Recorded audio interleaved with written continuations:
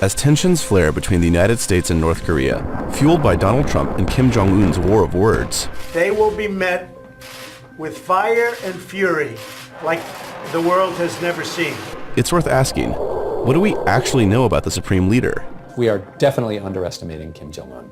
This is a leader who's identified a vision, who's able to get his country and his party and his military going in that direction.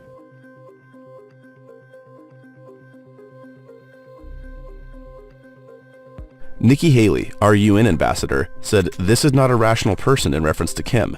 And in private, government officials allegedly say far worse. I've heard some very senior people, privately of course, refer to him as a fat boy. Oh, that fat boy, I wonder what he's up to. What a buffoon. We laugh at him.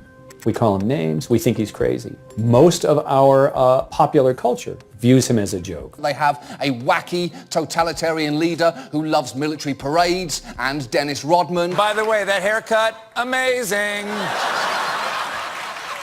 Doesn't make you look anything like a gang leader at a women's prison. But what if he isn't wacky or crazy? What if he's totally rational? What if we're dramatically underestimating him?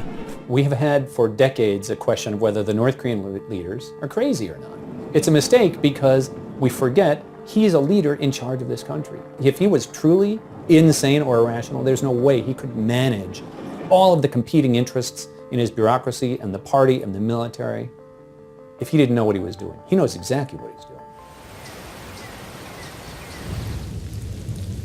Kong makes the case that if you think about Kim Jong-un not as a dictator, but as the new CEO of a company, say North Korea Incorporated, his moves are not only rational, but astute. What a CEO does when they take over, though, is they find their own executive team that they can work with.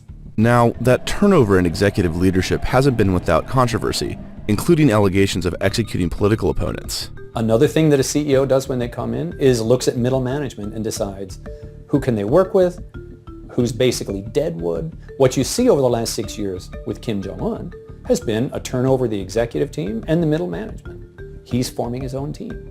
He's got a plan in place. Despite wall-to-wall news coverage in the West to the contrary, Kim Jong-un emphasizes more than just the military.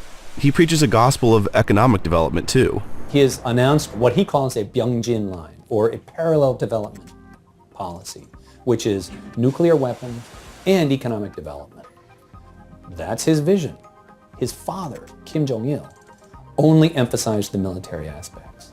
Despite aggressive sanctions, Kim has fostered a modicum of economic success during his tenure. It might be difficult for Americans to think about that when a nuclear conflict remains a possibility. But Kong says we even misinterpret the Supreme Leader's threats. North Korea consistently tells us, if you attack us first, we will fight back. What we always miss, what your ilk always miss, all you do is report the second clause, which is, we will attack Guam. We will attack, the mainland. Oh, we all get excited, right? That's not what North Korea says. It is a very consistent message. We're not going to attack you first, but if you attack us, we are not backing down.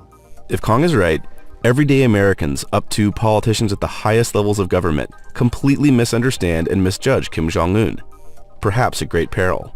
This is a serious guy who knows what he's doing, and we need to take him seriously.